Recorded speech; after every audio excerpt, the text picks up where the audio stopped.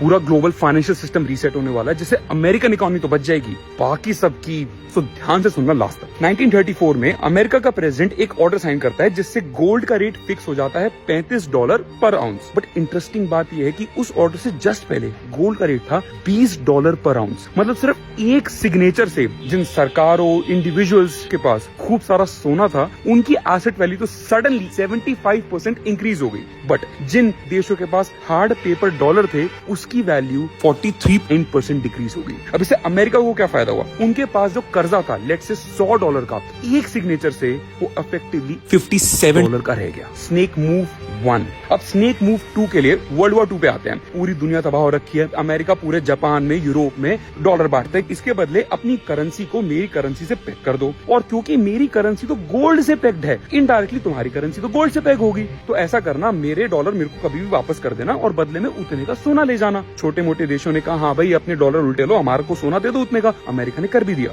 Problem आई जब France ने सोना मांग लिया। इनफैक्ट एक ऐसा पॉइंट आ गया था जब अमेरिका का $60 बिलियन दुनिया में घूम रहा था, बट उसके पास सिर्फ $10 बिलियन के गोल्ड रिजर्व थे। और जब ये बात फैली तो ऑफ कोर्स क्रैश आने लग गया डॉलर के ट्रस्टवर्दीनेस में। तो उस स्टेज पे अमेरिकन प्रेसिडेंट एक फिर स्नेक मूव लेके आते हैं। आज से हम किसी का सोना वापस नहीं करेंगे। क्यों भाई? मेरा बैट मेरी बैटिंग, मैं नहीं कर रहा। अब इससे डॉलर की वर्थ और कम हो जाती है। फिर अमेरिका स्नेक मूव 3 निकालता है। वो पेट्रो डॉलर्स की डील साइन कर लेता है। ओपेक कंट्रीज को फोर्स करता है आप कच्चा तेल सिर्फ डॉलर्स में बेचना। और क्योंकि कच्चा तेल सबको चाहिए, डॉलर ग्लोबल रिजर्व करेंसी बन जाती है। और this brings me to the darkest part of the video. 2025 में 30s का और 70s का वर्स्ट एक्यूमुलेट हो रखा है। अमेरिका पे कर्जा तो भाई बहुत ही ज्यादा, मतलब $37 ट्रिलियन, और वो बढ़ाए जा रहे हैं, उसकी अपर लिमिट बढ़े जा रही है। और दूसरा, डॉलर की कोई ट्रस्ट वर्दीनेस भी नहीं रह गई है। And that's where America will pull out the next snake move.